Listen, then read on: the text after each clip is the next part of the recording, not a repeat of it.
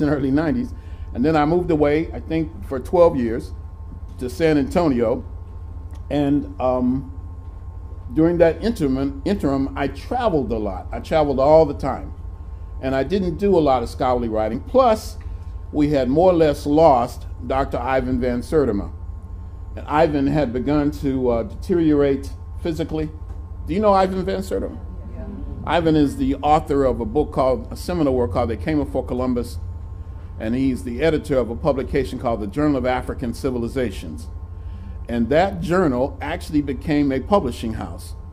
And so they did books that are hard to get in some cases. Now, I hope you have books like The Golden Age of the Moor, African Presence in Early Europe, African Presence in Early America, Great African Thinker, Sheikh Anta Diop, and I worked in all of those books. I think there were 12 or 14 anthologies, and except for the first one, which was just before my time, Blacks in Science, I worked with Dr. Van Sertima in all of those publications. And so I got used to writing on a regular basis, and I got used to writing in a kind of a scholarly vein. And then I went through a phase where I just traveled all the time. I think 3 or 4 years ago I set my record. In one calendar year, I think I visited 28 countries in 12 months. Okay. And so now it's refreshing. It's nice to actually be able to see my books coming back out again. And these are 2 books that I'm really, really proud of. So I'm going to show you the pictures from the books, most of them anyway, and most of these, at least a lot of them, especially in Asia, are originals. Now, the book on Europe will start first. Oh, let me do something. I know I'm excited, but I'm 58 years old. Is there anybody older than me here today? I have your permission to begin. Thank you. All right. Now, the Europe book deals with the African presence in Europe from the very beginning until about 1900. The Asia book deals with the African presence there from the very beginning into modern times. So that's the major difference. So let's look at antiquity now. Now this image right here is an image of, you could say, I think what the first people who walked out of Africa into Europe looked like. And this is a statue about 4 inches high of what's called the Venus of Wellingdorf. This is a statuette found in, I think, either 1904 or 1908 in Austria. And a lot of us take note of the hair. And this sister looks like the people that we call the Khoi or Hottentots in Southern Africa. So throughout early Europe, say from about 25, 27,000 years ago, and so maybe 5,000 years ago, you have these small statuettes of clearly black women. And it's my argument and the argument of many that this is how God was first portrayed in early Europe. God was portrayed as a black woman with big hips. This one, for example, I photographed in the National History Museum in Budapest, Hungary. And this one is from Greece. So that's how we wanted to start. And you can see the physical similarity here. These are the very people that I'm talking about. Now we move from that very quickly to the African presence at the forefront of European civilization. And the place, I should have had a map here, but I'm only using the photographs from the book. Normally I would have maps. But the place where we first find civilization in Europe is not even really in Europe itself. It's on the island of Crete, which is in the Aegean Sea, between Africa and the Greek mainland. And Crete, a civilization there began to flourish about 3,800 years ago. And you have an African presence there too. This is a shell inlay of a black man from Crete about 3,700 years ago. And this is in the Ashmolean Museum at Oxford University. It's about this big. Wow. Okay. And then here's this one right here. This one is called the Captain of the Blacks. Wow. And this is in the Archaeology Museum in Heraklion in Crete. Wow.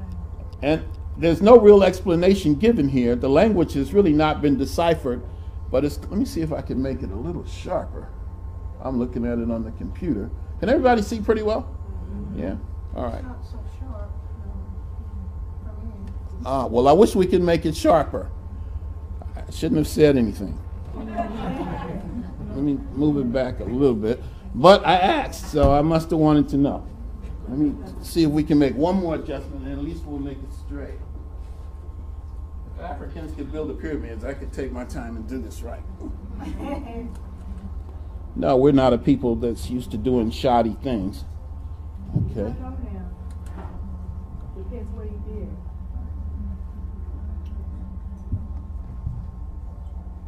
Oh man, is that better or worse? I'm going to keep going. Now, I'm in a place called Crete. I think it was my second visit to Greece. I'd always wanted to go there. I flew from Athens to Crete. I went to the archaeological sites, but the big highlight for me when I travel is always the archaeology museum or the fine arts museum. That's it. And I am excited about seeing things that I haven't seen before, and excited about seeing things that I've only seen in books. I had seen this one in books, and there was the actual piece right in front of me. I think I must have photographed it 30 times or so. Now, it's called the Captain of the Blacks, but we're not exactly sure why.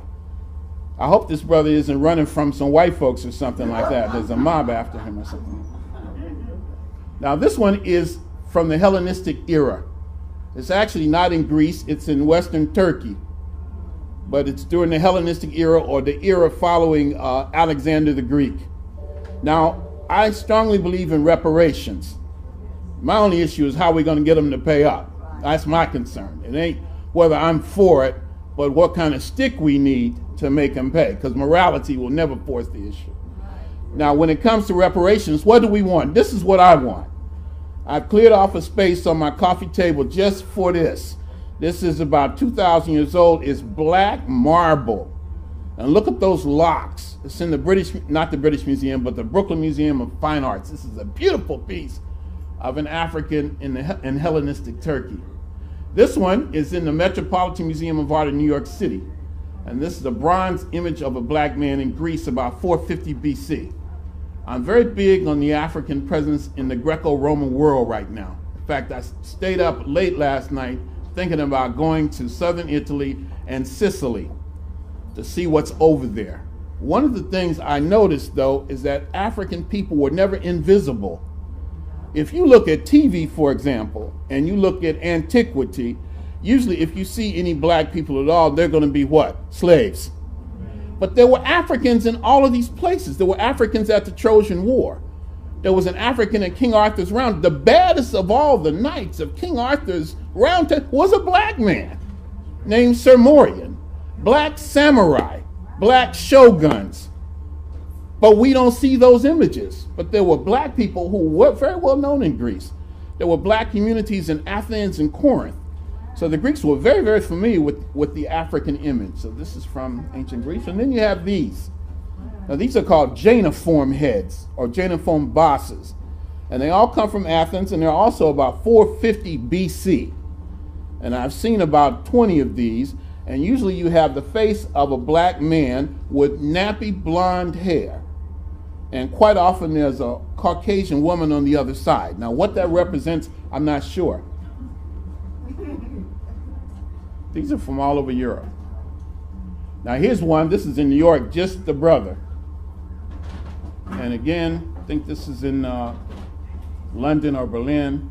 Here's an image of a brother in the form of a perfume bottle in the shape of a black youth. This is from a place called Capua in Italy a couple thousand years ago. Here's one I found in Hungary, and this is an image. You know, I'm in this museum. I'm in Budapest. I only knew one black person in Hungary. One. I went there. I did most of what I wanted to do and more. But my flight was not until about 1 o'clock in the afternoon. What am I to do? There was one museum that I had not seen. So I went to the museum, and one of the things that's different about those museums, not only do you have to pay a fee, but you also have to pay an extra fee to use a camera. So I wandered through the museum and didn't see much, and then two little pieces seemed to call me out. And this is one of them. This is from Rome. I don't know the date, but this is an image of a black youth playing the pan pipes or flute. This one is in Berlin. the Germans were the first big European Egyptologists. They stole a lot. They stole a lot from the Nile Valley, from Nigeria. The Germans stole a lot. And they have at least 3 Egyptian museums in Germany alone. The biggest one is in Berlin, and it's nice. So here you have a very small pendant right here of a black person, like on a scale, a weight. This is in the Antiquities Museum. And this is Septimius Severus. This is the Emperor of Rome, born in Libya in April 146. Now, some people will argue, even though there's a book called Septimius Severus, the African Emperor of Rome, whether he was an African or whether he was simply a Roman in Africa. But he spoke a distinct African language. And the Romans, his contemporaries, nicknamed him Hannibal's Revenge. And this is the only known painting of him. Most of the images of him show him in the likeness of the person he considered his model, a man named Marcus Aurelius, the person called the Philosopher King. So he becomes a senator, he heads the Roman legion, and in 193, he actually becomes Emperor of Rome. He went back to Africa in 199. He did a tour of Kemet. He sailed on the Nile. He looked at the pyramids. He went through Luxor and Karnak Temple. I can imagine that. If you've ever been to Egypt, you know what I'm talking about. And he had this painting done there. This is called a Tondo painting. And this is the African-born Emperor of Rome, Septimius Severus, who founded the Severan dynasty. Now here's one. This is in Herculaneum. And I saw this painting in a museum also in Berlin. And this is called Hercules in Search of His Son. This is Hercules right here. And this is from a villa in Herculaneum, the city that bears his name. This is Caracalla, the successor of Septimius Severus. He reigned for 10 years. He was murdered by the Praetorian Guard. And one of the things, and you can begin to look at these in terms of the noses. I'm really big on these noses now. What's up with that? He gave citizenship to a lot of different people. So he was very popular, Roman citizenship. But he was murdered by the Praetorian Guard. Okay. And this is the last representative of that dynasty. This is the Severan dynasty. And this brother's name is Alexander Severus, who was murdered in 235. Now, this is in a museum that I had no anticipation of going to. I was in Switzerland. I had an extra day.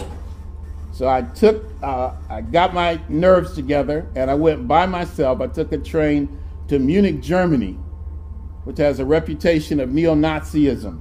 By myself, didn't know anybody, had never been there before, right? And I get there and I found an Egyptian museum, and it seems like there was another museum I saw too. But I figured I'd done what I set out to do. And I was in a taxi on my way back to the train station because I didn't want to wander around alone. Didn't know what I would run into. And I'm talking to the taxi driver. I think she was a white woman who spoke good English. And we were just chatting. And I said, you know, I told her what I was doing. My train didn't leave for 4 or 5 hours. And I said, oh, I'm so interested in museums. I said, are there any museums around here maybe that I don't know about? And she said, oh, yeah, there's one. We're passing by right now. And I said, pull over. And that's when I got out and I found this right here. Now, I thought that these images were replicas. You go some places and you have museums where they're not the real thing. They're hollow, like some sort of plastic. And I thought that's what these were for a while. And I went up and walked to one, and I knocked on it like that. Those museum officials went ballistic. They said, what are you doing? And I said, it's not real, right? They said, of course it's real. I thought they were going to escort me out of there. But I got these. Isn't that nice? I love that. Now, this is an African pope. This is not Saint Victor the First. His name is Saint Miltiades. It's at least 3 African popes. We talk about them in the book. This is an African sculptor at Rome, a man named Memnon, a sculptor. And then, of course, there's a nice chapter on the Black Madonnas of Europe. which are absolutely fascinating to me. And this was the first one in Europe I saw. This one is in Moscow, in the Kremlin, in the Soviet Union.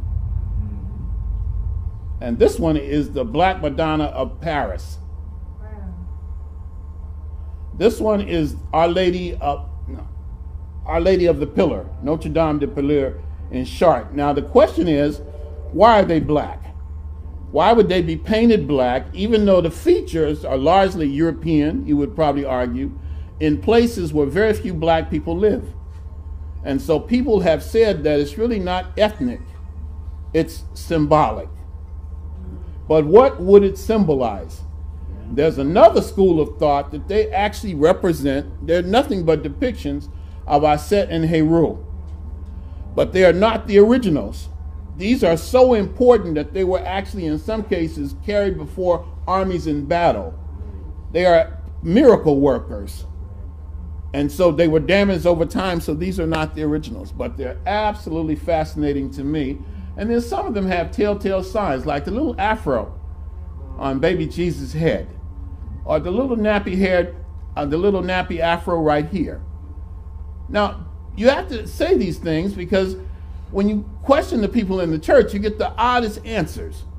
They're black because they're black, as if to say, leave me alone and make that your last question. This one in Russia, I went in there and I had a camera in my hand and I had to actually climb up a scaffold to get up there and take a picture. And a little Russian woman in the church made it a point to come to me and say, you know, it wasn't always black.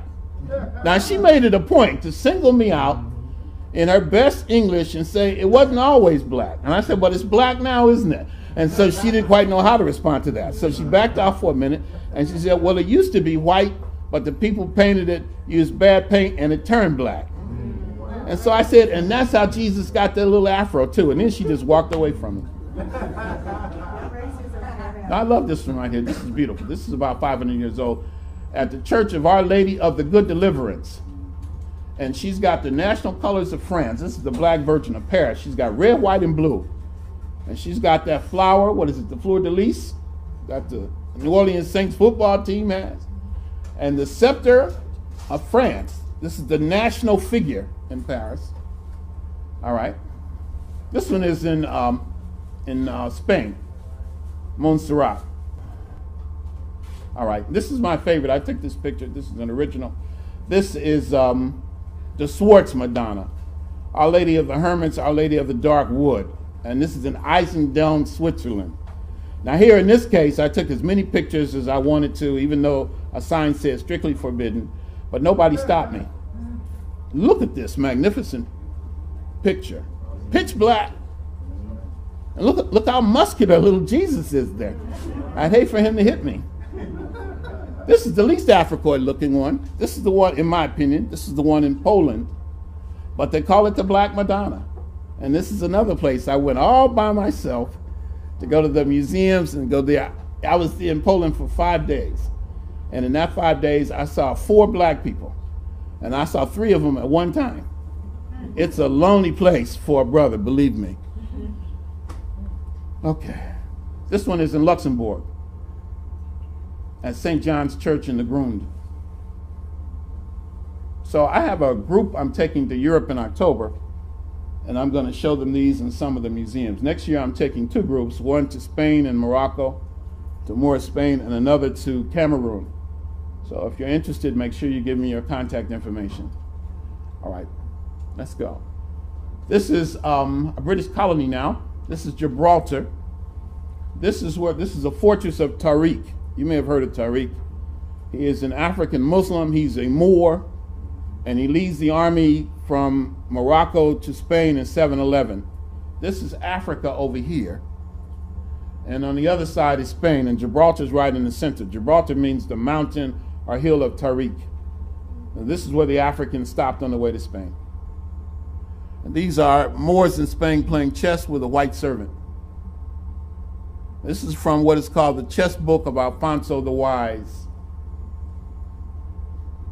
This is the flag of Sardinia and the flag of Corsica. And this you've probably seen. A lot of y'all are familiar with these pictures. This one was the coat of arms of the most recent pope with the Moorish king. This is from Prague and Czechoslovakia. And this is an image of a Moor in chains. Now the Moors dominate Europe beginning from 711. Okay? But Moorish dominance came to an end. And in 1492, the forces of Ferdinand and Isabella of Aragon and Castile, the Moors capitulated to them in a place called the Alhambra. Hey, sister, how are you? And they capitulated to them, and Moors scattered all over Europe. So this is an image of a Moor in chains in Prague in the Czech Republic. And each one of these has a story. Each one of these photographs, there's an adventure and a story behind it. Like this one. This is Saint Maurice. The name Maurice means like a Moor. Maurice was a Christian saint and also a black knight. He was the head, according to the story, about 1700 years ago. He was the head of a Theban legion, an Egyptian military contingent under the employ of the Roman army. And he was sent to suppress an uprising near Switzerland. And when he got there, he found out that the people that he was going to fight, suppress, kill, the Romans have a term they introduced called Pax Romana, the Roman peace. And it basically means create a desolation and then you have peace. Kill everybody and then you don't have, that's called Pax Romana. And so he was sent to Switzerland to put this uprising down. And he says, oh, these are Christians too. I won't fight them. And he disobeyed the order of the Roman emperor. And the Roman emperor was so angry that he had St. Maurice beheaded, decapitated, and a lot of members of the army. And these were called the Theban Legion. And St. Maurice became the object of a cult in Northern Europe for hundreds of years. And this is a statue of the Black St. Maurice in Magdeburg in East Germany, done in 1240. Now, I have seen this picture probably for 30 years, and I always wanted to see the actual piece. But every time I went to Germany, people would tell me, Runoko, whatever you do, don't go over there. White people in Germany, black people in Germany, they said that's where the neo-Nazis are, the skinheads are there, it's not worth it, you're subject to get killed, people have been known to be beaten to death in broad daylight. You know, if you get on the train, a bunch of skinheads are subject to get on there and you're at their mercy. Don't go. So the last time I was there, I went. I got a white Turkish taxi driver, actually in a brand new black Mercedes limousine, to drive me across from Western Germany into Eastern Germany to photograph this statue. Now that was a dream come true. I told this guy, look here, man, I want you to keep a steady speed going on the freeway. If you see anybody that steps across our path, you put the foot on the gas and I got a big tip for you. Come into church with me. Oh, it was an adventure. This is St. Maurice in Magdeburg, Germany. All right. And then you have a whole section here. And this is something else I'm very big on the African presence in the art of Renaissance Europe. And these are images of, this is called the Adoration of the Magi. These are the three kings who came to pay homage to the Christ child in the manger in Bethlehem. And in the European Renaissance, it was common to portray the youngest of the three kings as an African, as an Ethiopian, and also the one farthest away from the Christ child. And so in the book on Europe, we use 4 originals. This one is in the Prado in Madrid, and so is this one. Now this is another strange museum, the Prado, which could be called the National Museum of Spain. It's the Fine Arts Museum. They tell you no photography. They make that very clear. But they don't take your camera. Now you know, if you got a camera in your hands and you see something that looks good and you come from halfway around the world, you are going to probably in all likelihood sneak and connive and find a way. And that's what I did. They were mad.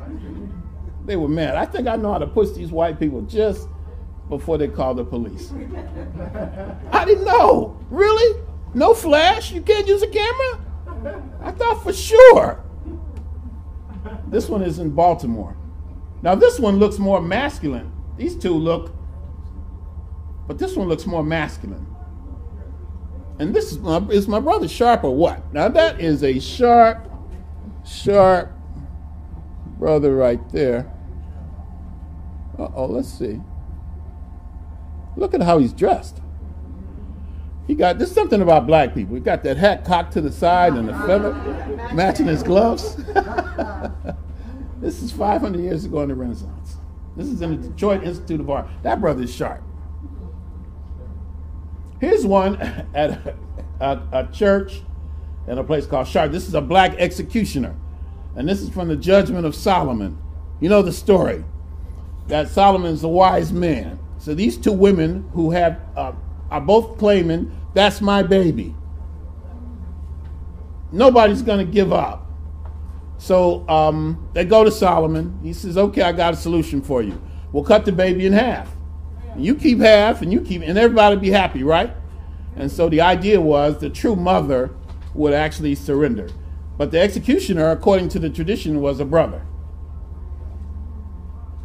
with nappy blonde hair. There goes that nappy blonde hair again. This is a black knight. And he's a Norman. I think this is about 600 or 700 years old too. And this first came to us through the work of J.A. Rogers. There's one seat right here. If somebody wants this one. There's one seat. How are you? What's up, brother? Oh, good. You don't have to apologize for that. We want them here. We want them here. Are there any other children? We have two. Who else? Can you all see? You want to come to the front? You could come sit on the floor if you want to. We're okay right now, brother. Thank you. You guys are all right? Are there any sisters in need of a seat? Because I know some of these brothers wouldn't mind getting up for a sister, right? Well, I'm not going to respond to that, okay?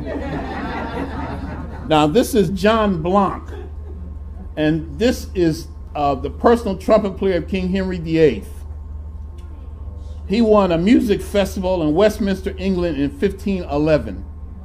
His name is John Blanc in Tudor, England. Now, these go well when I'm in England doing presentations there, because most Africans don't know any more about their history than we do, and that's pretty sad. Now, this is the mother of a man named Alejandro De Medici. And Alejandro De Medici was the first black head of a Western government in modern times. He was the reigning Duke of Florence in the 16th century, and this is his mother.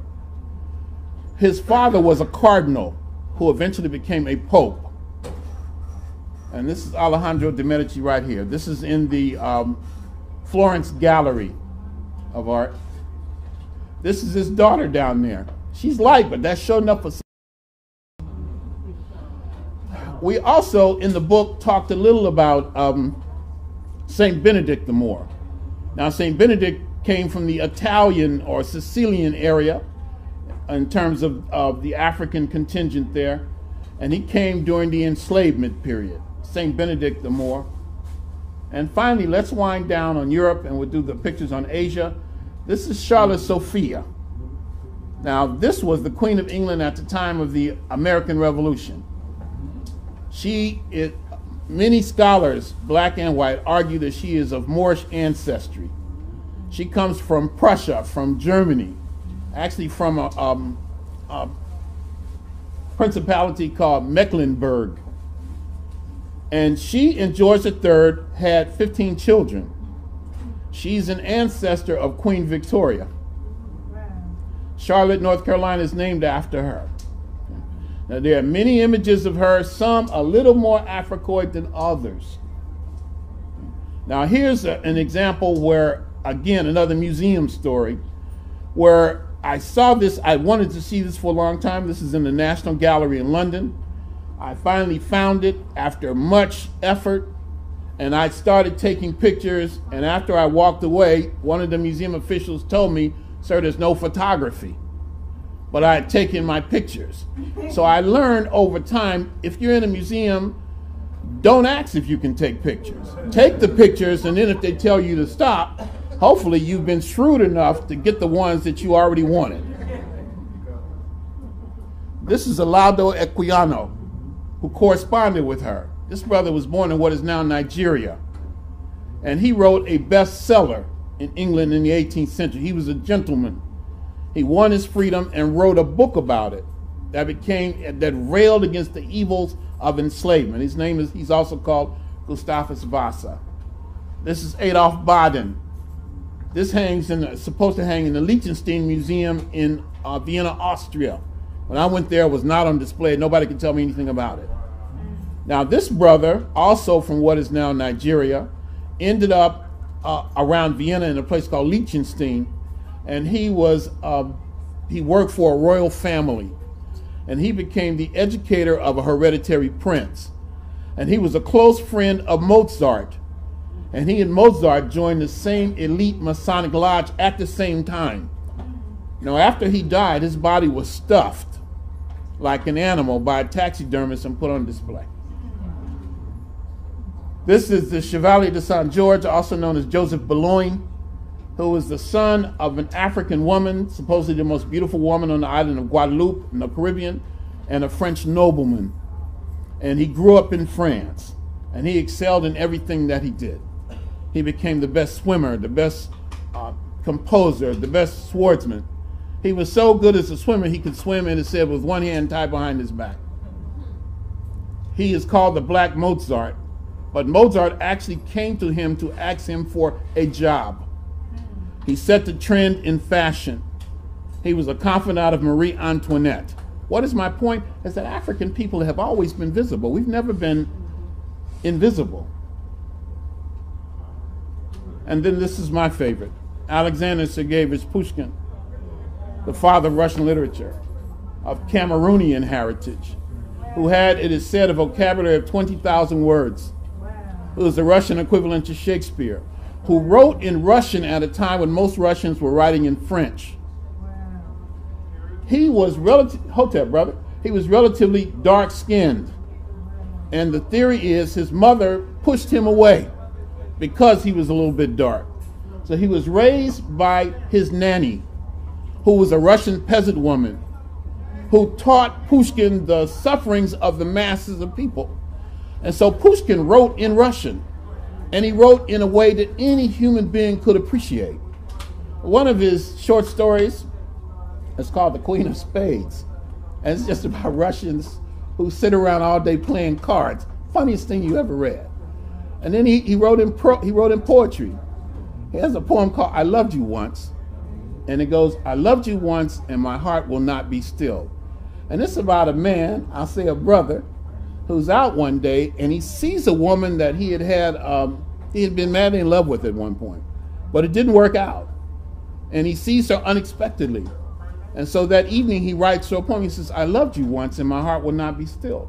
And he goes on to say, but don't worry, I'm not going to bother you, but it's something I wanted you to know. Now, who can't relate to that? Who has not been in a relationship that didn't work? That doesn't mean you cease to love that person. And he says, the embers of that love still burn in my heart. Pushkin could capture the popular imagination. He was a brilliant brother, and he gloried in his African ancestry. So we write about Pushkin in the book. A statue of Pushkin I saw in Moscow in '99. Pushkin's library kept just the way it was the day he died. His favorite possession, an inkwell in the form of an African. And here I am in Russia in 1999, about to give a presentation at the University of Moscow behind the bust of Pushkin. And this is Alexander Dumas, whose grandmother was Haitian. And this is the brother who saw himself as a brother. He identified himself as a Negro. He was nicknamed the Mulatto. He wrote The Three Musketeers, The Count of Monte Cristo, The Man in the Iron Mask. He's the person who said, one for all and all for one. He said, your work may be finished, but your education is never completed. And the expression I use as often as possible, he said, a man's mind is elevated to the status of the women with whom he associates. I love that, don't you? You want me to say it again? I was going to say it. I just need a little amen from the choir. A A man's mind is elevated to the status of the women with whom he associates. He used to have a lot of fun. You know, he was proud of his African heritage. One of his daughters got married, and it said he invited all the Negroes in Paris to come to the wedding. And the bridegroom's family was pretty alarmed at all these Negroes. And they came to the man and says, "What's going on here?" And he says, "These are all members of my family. You'll have to get used to it." And that was the way that's the way Dumas was. Now, he was a great storyteller. Here's the last one. Two last stories. After he spent all his money having a good time, towards the end of his life, he got broke. So he became a gourmet chef, and he wrote a famous cookbook, which he said was the best of all his books.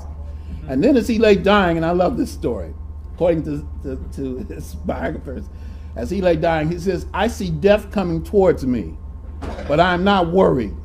I will tell her a story, and she will be kind to me."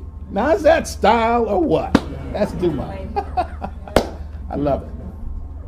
Here's a man who loves his work. And these are the scholars that we pay homage to, especially in the book. This is the great Joel Augustus Rogers from Jamaica, who wrote Sex and Race, Nature Knows No Color Line, World's Great Men of Color, 100 Amazing Facts About the Negro. I saw it over there somewhere. You know, so all of these stories, all of these books by Rogers. Joel Augustus Rogers from Negro, I'm sorry, sister, I didn't hear you. From Negro, Jamaica. I think born in 1883 or 87, and maybe 1880. He knew Marcus Garvey, and just a remarkable brother. This photograph was taken in 1930. And this is Edward Scobie, another one of our great scholars from Dominica, and he's the author of a book, Global African Presence, and another book called Black Britannia. Great man who also did some serious work on the Haitian Revolution. I knew him. I actually edited some of his work. And here I am with Ivan Van Sertima himself, who we go back, I bet that's the one I was in the audience that night, or that day. This had to be at least 30 years ago. And this is at Compton College back in the day. And Ivan has that horrible looking necktie on. I saw him wear that many a time. And I had a clip-on tie. And I think that's probably the last one I had. But the book, Black Star Over Europe, that's what we do. We look at the totality, we try to, of the African presence in Europe from ancient to modern times, all right? So, shall we take a break or shall we go right into the Asia section? Go right to Asia section. Okay. Let's go, let's go, let's go. All right, here we go. I don't think I'm going to use quite as many photographs this time, but I'll show you some from the book. Take a swig of water. Who could tell me where he's from? China. From the Shang Dynasty in China. Now, when I went to China, I was told there were no black people there. I said, okay. Point me to some Africans. Never been any here. I said, never, historically? No. And I didn't see any images in any of the museums, in the tombs, in the temples. It's as though there was ethnic cleansing. And I think it might have happened during the Cultural Revolution under Mao. But that bears further research. Now, Chancellor Williams, author of Destruction of Black Civilization, a book that set the course for my life, and I highly recommend that book even now, pointed out that at one time there were so many black people in China that they had their own kingdom. What happened to them?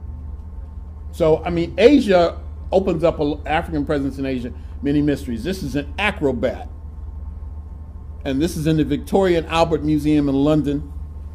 You can see the black skin, the nappy hair, the balled up fist. I like to think he's giving the Black Power salute in the Tang Dynasty. This is about 1,300 years ago. And I found about 3 of these now. So I used 2 in the book. This one and this one in the Smithsonian Museum in Washington, D.C. This is from China about 1,300 years ago. And this is from China about 650 years ago. This is during the time of Kublai Khan. So you have at least 3 distinct African presences in the history of China.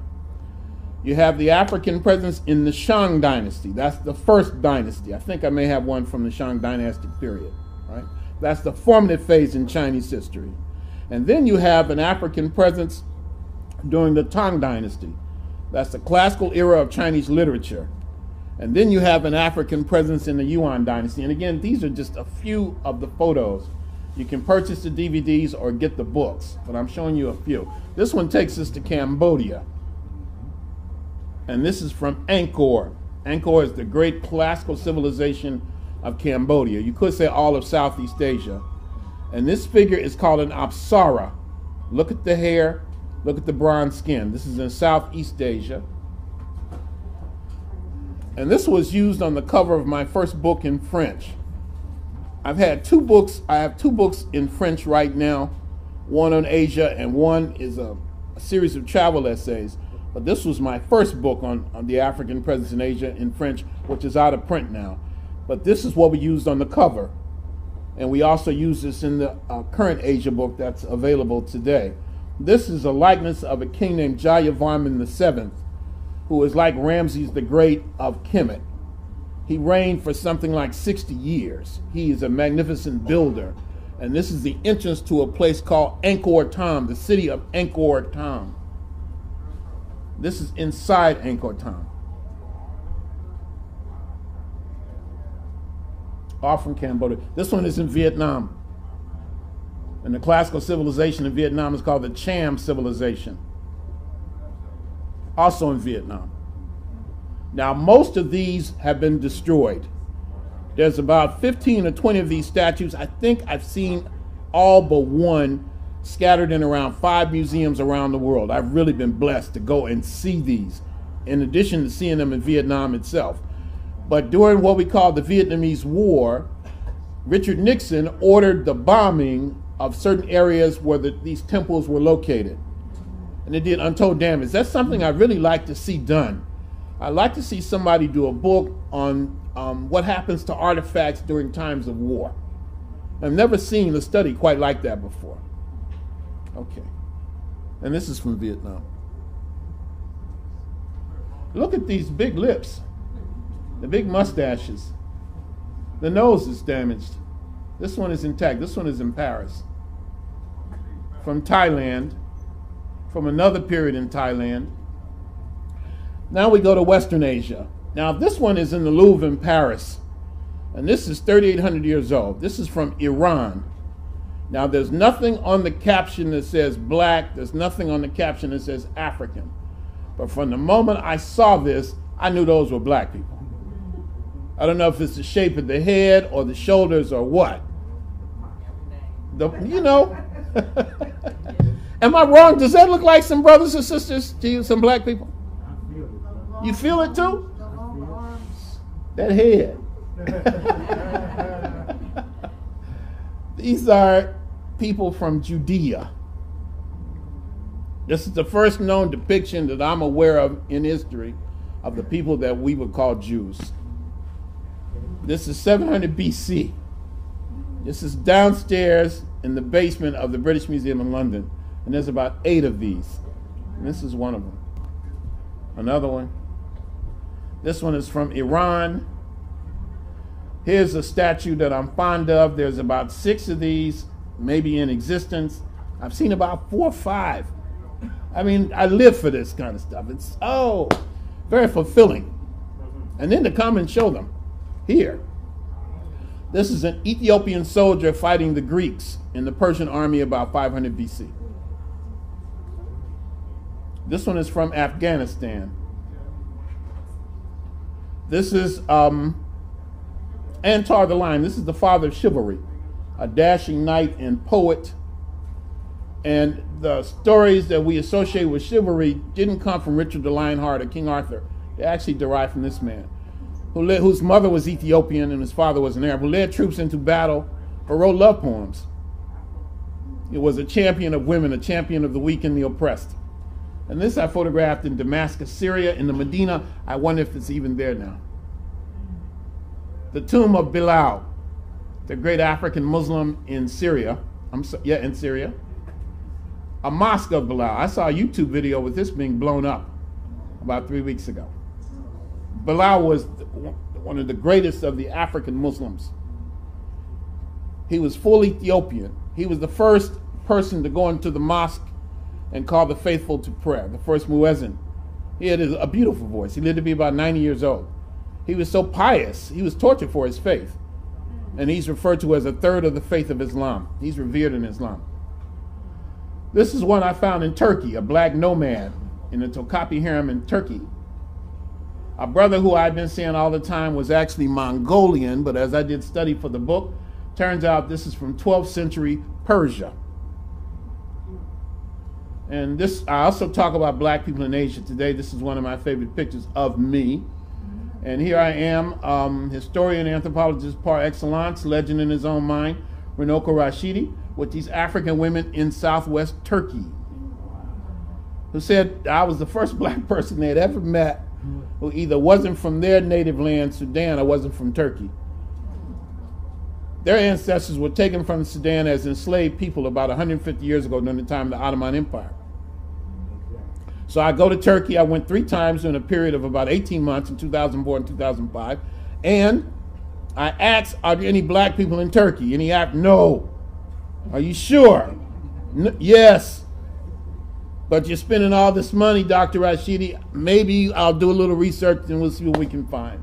Before the day was over, yes, we have black people in Turkey.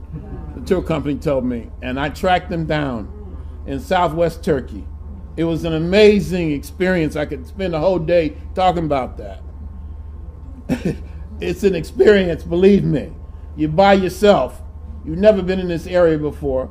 You don't speak the language. You look out of place. And then you are asking for black people. Okay, I found some. I found this sister's house. A little white Turkish boy and my white Turkish driver and guide said, hold it, Dr. Rashidi, wait in the car, which made me nervous. They go to the house, knock on the door, and this sister opens the window. And she looks at me and starts to wave, and I look at her and she's like scratching her eyes, rubbing her eyes, what's up? So she invited me. She didn't say what's up, obviously. So she invites me into her house. And there and this is a Muslim woman now. And I'm a man and a complete stranger. And her granddaughter is there with her great-granddaughter. So she says, wait a minute, or daughter and granddaughter.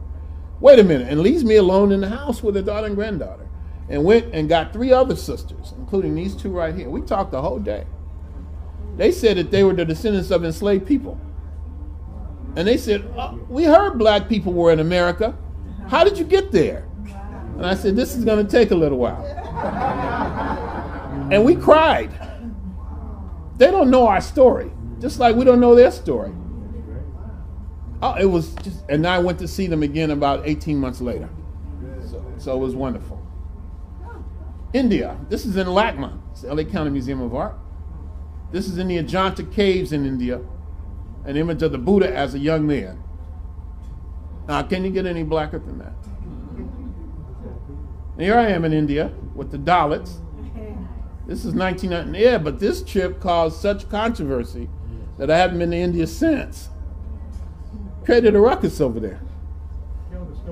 They wanted to know, in one of the states where I was supposed to lead a big rally, basically a Black Power rally, the police wanted to know, what are you doing here? And they took my passport and kept me under house arrest. And after I left India, we were under surveillance all the time. After I left India, I was told that if I went over there, you know, that would be it. That would be the end of the story. But we got off to a good start. This is a reception. I should have known something was going to happen because the first day my group landed there, this was my 3rd trip to India in 1999, there was the biggest earthquake in New Delhi in 100 years. And that set the tone. But that night there was a big reception in our honor, and you can see how they adored me, wrapped me up, which is very uncomfortable, by the way. And I gave one of the worst presentations I've ever given. I was awful. I do say I was terrible. I was nervous. I just never got a rhythm. I was awful. So this brother gave a keynote speech. And you know what he talked about? The life and times of Malcolm X. Now here's a man, a black man, an untouchable, who is somehow elevated to a cabinet position, who greets me personally and thanks me profusely for bringing attention to the cause of the black untouchables. And he gets up and gives a talk and talks about Malcolm X, his life and times in India. His name is Dalit Ezimile, Palestine. And myself with a brother in Jordan, an African Jordanian. And what scientists say the first people in Asia look like. And a black woman in Nepal, a black untouchable, a Dalit. The book deals with all of this. Black women in the Punjab, these are Sikhs, who I stay now in Canada and Ontario, actually in Brampton, a lot of Sikhs, but I've never seen any black ones. These are the people called the Adivasis of India, from the Philippines, Indonesia, and that's where we began. Now, this is just the tip of the iceberg, as you can imagine. Asia and Europe are huge places, but these books, I think, are my finest works. In terms of, I think Ivan Van Sertima would be very proud. You say, Runoko, you did good. I'm proud of you. And so this is what we talk about. Now, what I see myself doing in the very near future, I have 3 other books coming out, hopefully within the next 3 months. But I'm also working on 4 other books, and I just want to share the titles, and I'm going to be quiet, and we can maybe have a question and answer period, and I can sign some books if you're interested. I'm working on 4 new books, in addition to the 3 books at the publishers right now. One is called World's 50 Greatest Africans. Now, how do you narrow it down to 50 people from 3.5 million years, all over the earth, male and female? That's what I'm going to do. All right? The other one, Great Black Women. I cannot say enough good things about black women. I'm going to talk about the black woman as goddess, as heroine, as freedom fighter, the black woman in mythology, the black women who founded dynasties in the Valley of the Nile. I'm going to do that. The other one will be the African presence in major world museums. You notice I talked about museums a lot. So I want to talk about and show pictures of the African artifacts in the Louvre, in the British Museum, in the Egyptian Museum in Berlin, et cetera, et cetera. And the other one, which I hope to really get a good jump on this summer, is the Global African Presence for Children, or the Global African Presence for Beginners. I want to write a book that deals with the scholarly content, but I want to write it in such a manner that young people will find it enjoyable and a learning experience. So that's what Runoko is doing. So I'm really, really grateful to have been able to come back to Essawan. It's been too long.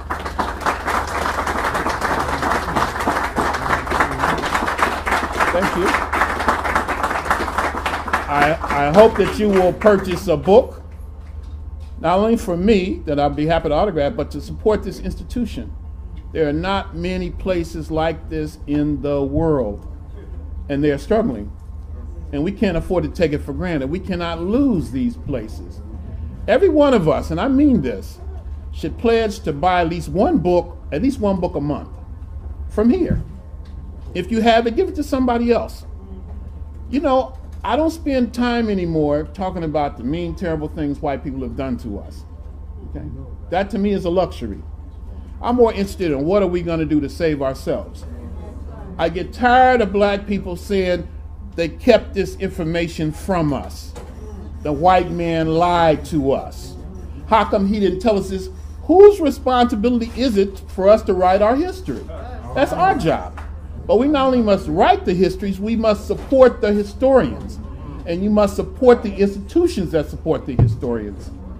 So it's not enough for me just to get up and give a lot of good information, but we have to be able to apply this in many ways, and we must support this institution and other institutions like it.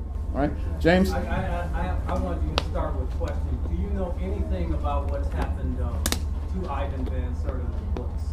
With the exception of they came before Columbus, everything else is out of print. I may not have. Well, to begin with, I think Ivan really signed some bad contracts with Transaction Press. Like that book, African Presence in Early Asia, I haven't gotten a dime from that book in maybe 10 years. Okay, and they sold it for a long time. I don't know if they still do. They're not selling it at all. Now, a year or so ago, not even that long ago, I had a brother in publishing house in Paris who's published my books, who wanted to publish They Came Before Columbus and have it translated in French. So I tried to get in contact with Jackie Van Sertima with no results. So I'm completely in the dark. All of them are unavailable or just some of them? All of them are unavailable except They Came Before Columbus. Yeah, now you can go online if you want to and spend $700-800 for one of those books. The transaction says that they have they wouldn't tell me. They say there are legal reasons, but they wouldn't.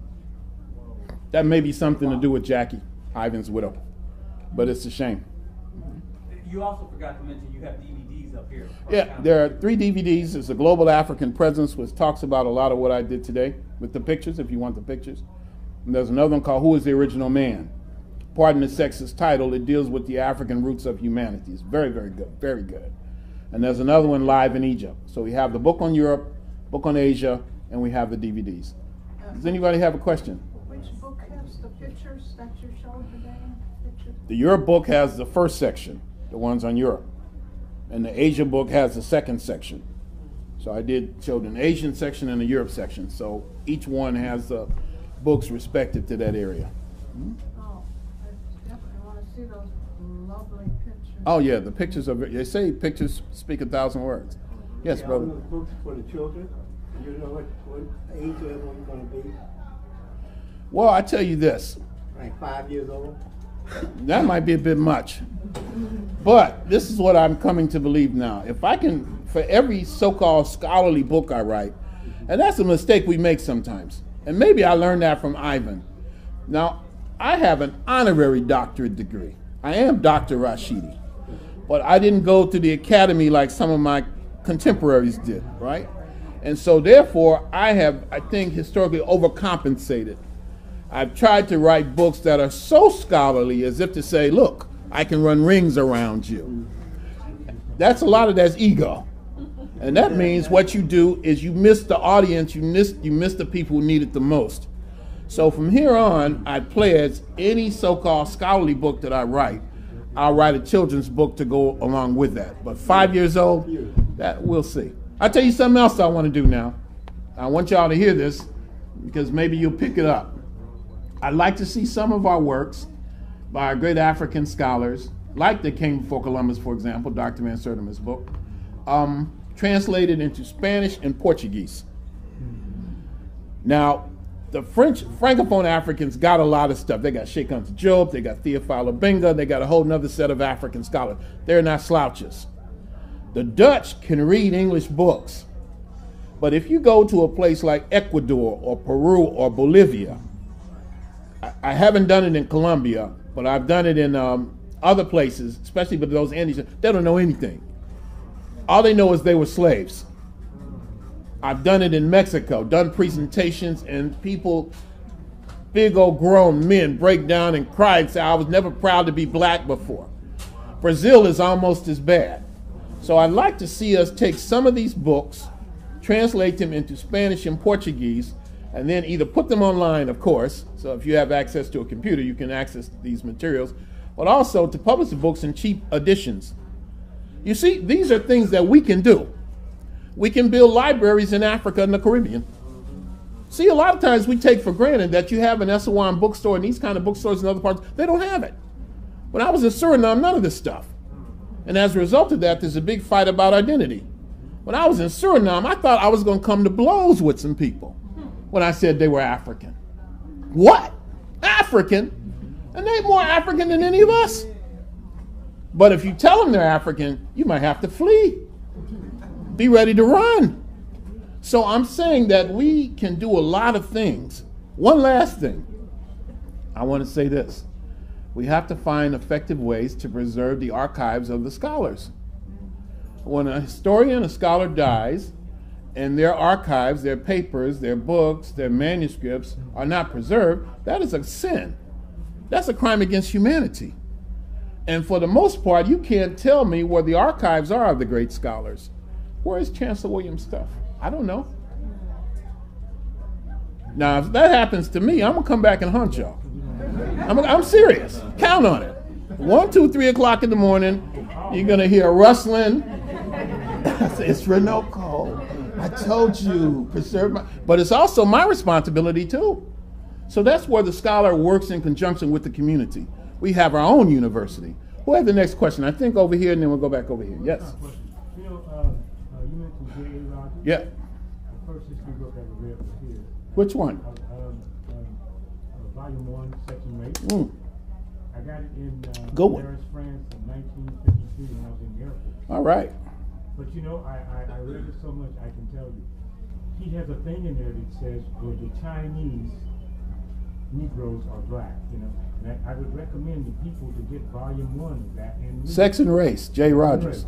J.A. Rogers. I mean, that's where I first came across, you know, the people were, was this one black or blah, blah, blah, blah, blah. And I mean, it was just fantastic. And also, I went into the Louvre, and when I saw that, you know, that picture of the Black Madonna, Yeah. my buddy said, no, I said, man, you think that's Jesus? And we said, no. And no, man, that couldn't be Jesus. And a white man took us back down to the American, you know, section, and that's where I got J. Rogers. Good. He bought the book for me. Well, you know, Roger spent a lot of time in Paris. And another, you know, he has a bunch of great books. Sex and Race is 3 volumes. Right.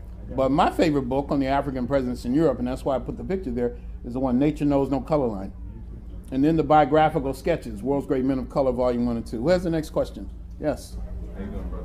Good, I'm good, I'm good. Yeah, I just wanted to ask, do you think any type of a different deep levels of the information that you share will ever be taught in school curriculums for the kids? Only if you guys make it so. What do you mean? I'm saying that we seem to expect other people to do these things for us. Now, we're taxpayers. We live in a community. Our children go to these schools. That seems to me that we should be willing or prepared to exert our influence on what goes on in those schools. So if we make that so, it'll happen. And also teach it after school and have a Saturday program and an after school program.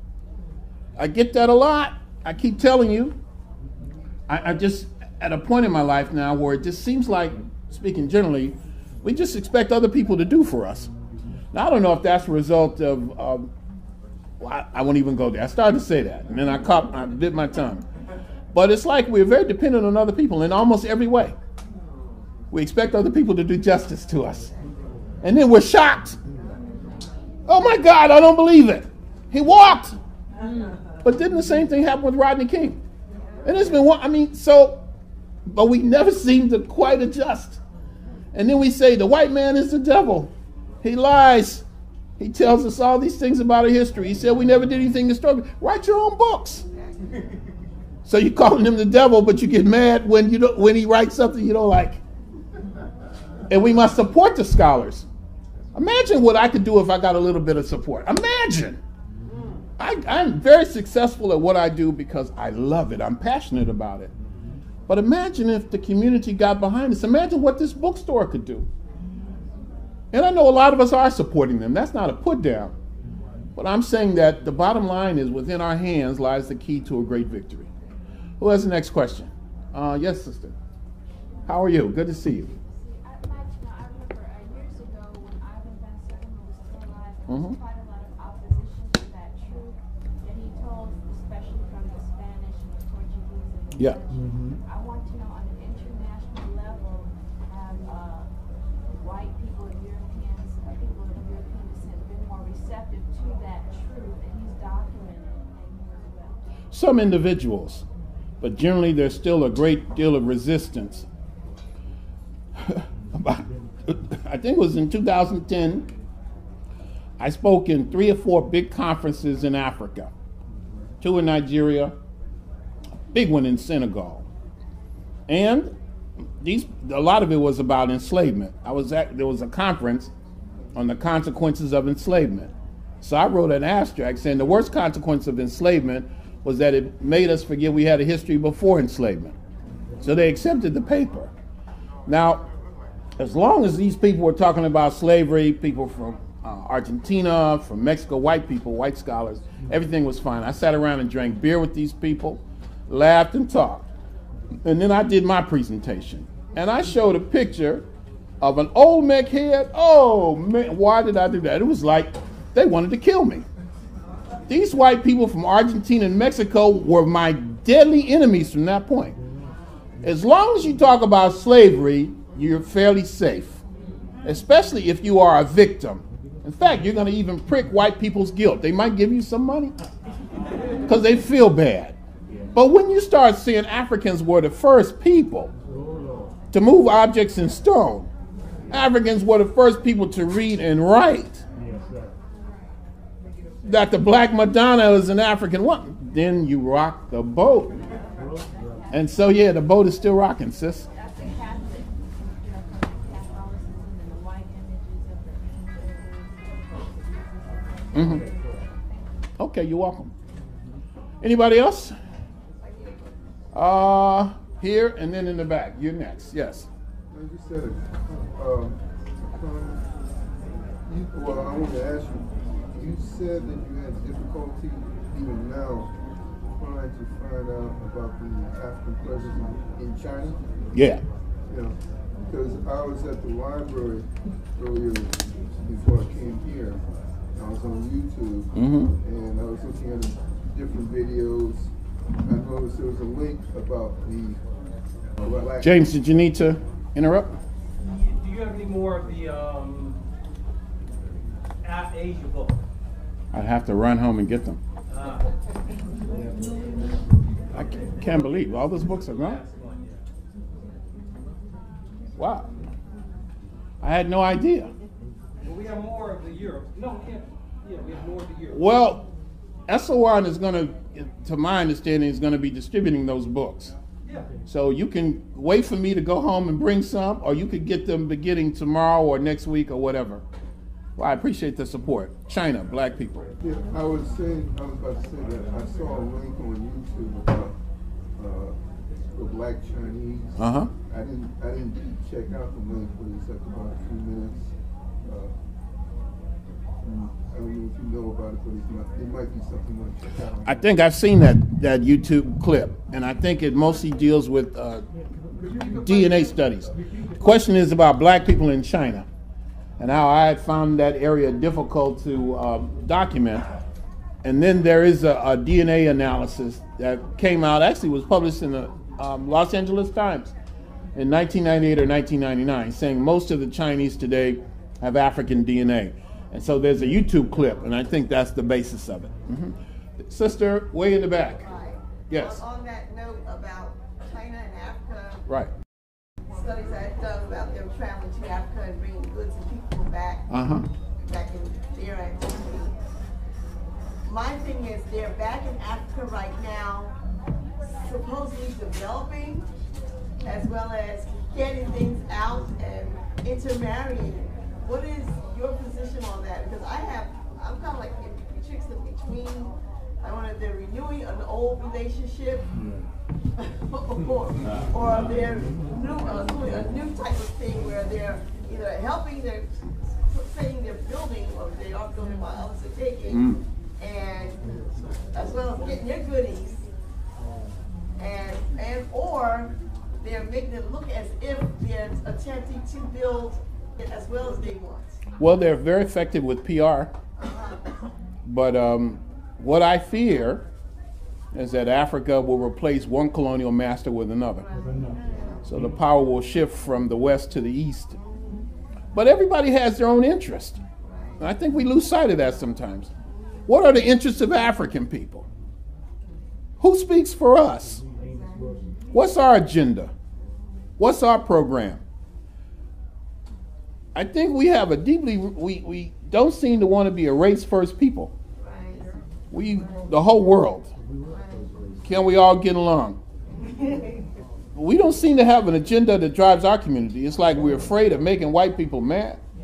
Or we're afraid of being accused of being a racist. I'm a race man. I believe black men should marry black women.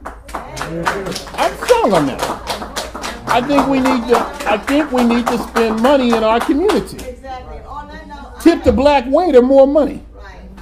But when you say that, people tell you you're racist. Yes, sister. On that note, I said, I put out, but you're also a Facebook friend of mine, brother. Good.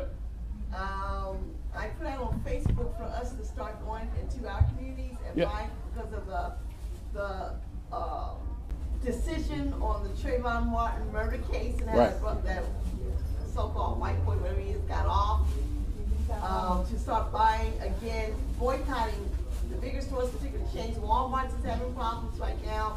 The employees are going out on strike, or have gone out on strike. All the fast food chains, the employees are going out on strike, and start boycotting these people, start buying from black restaurants, buy from stores like this. I'm asking people to join me and others in the worldwide boycott of people and their so-called goods. See, this sister thinks big. Worldwide. Yes, my sister. Where's the next question? Way in the back, yes. You've done work, and thank you so much, on the indigenous blacks of the Andaman Islands in southern South India. Yeah. Do you know anything about their ties to the roots of Sanskrit, the oldest and ancient? No. I don't. Why would you ask that question? Because I'm a yoga instructor. I like yoga. I don't think that they would have any ties, but I would certainly, and you probably know about this, I would think that the blacks in the mainland, like the Dravidians and others, would have ties. Right?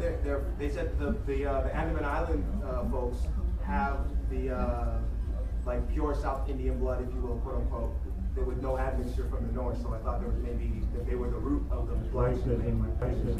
Well, I'd have to think about that, but offhand I would probably dismiss it, saying that they've been there for so long that there's very little connection. But that's an interesting point. One more question. Wow. All right, next question is the highest bidder. Can we start with $10? My God. Somebody's got one? Yes, brother. Standing up. Stand up. And then bring up stuff they can talk to you in the video. All right. I'm in a good mood. I ain't intended to go anywhere for a while, so you all can come and talk to me when you come up to sign your books. But wait, let me get to brother's question. Thank you. No. Yes. Hello, Dr. Rashidi. Yeah. I'm glad that you were able to shed some light on blacks in China. How far is it? Do you know anything about Japan? Because I'm studying more on Japanese culture, and I've been looking some research about the Ainu people, and they've been the indigenous people. Do you know if there's any ties? They say claims to Africa or something like that, or what's your opinion on the Ainu? You're asking specifically about the Ainu? Yes, sir. I don't think so. The Ainu is spelled A-I-N-U. And they're very, very ancient people in Japan. How ancient, I don't know. They are not the first people of Japan. Some people think that there's a resemblance, and it may be that they have to Aboriginal Australians. Okay. Other people think that the name Ainu connects them to another name, and that is Anu, a name that we find at the dawn of great African civilizations in many parts of the world. So I don't know. There's some argument about that, but I went to Japan. I've been in Japan 2 or 3 times, and the first time I went there and I spent time among the Ainu, I couldn't find anything African about them at all. Nothing. Wavy, like curly hair. Most of the ones I met had straight hair, but it could be that there are different groups of them, and that the ones I saw perhaps are just very mixed and they don't represent the original characteristics. I know what James said, but is there any young person? Are there any children with any questions? All right, well, if there are no children, then I will say thank you so much. I had a great time. And I'm sure that we'll be doing this again soon. If you want to purchase a book, that's great, or a DVD, and I'd be happy to autograph it for you and answer any additional questions.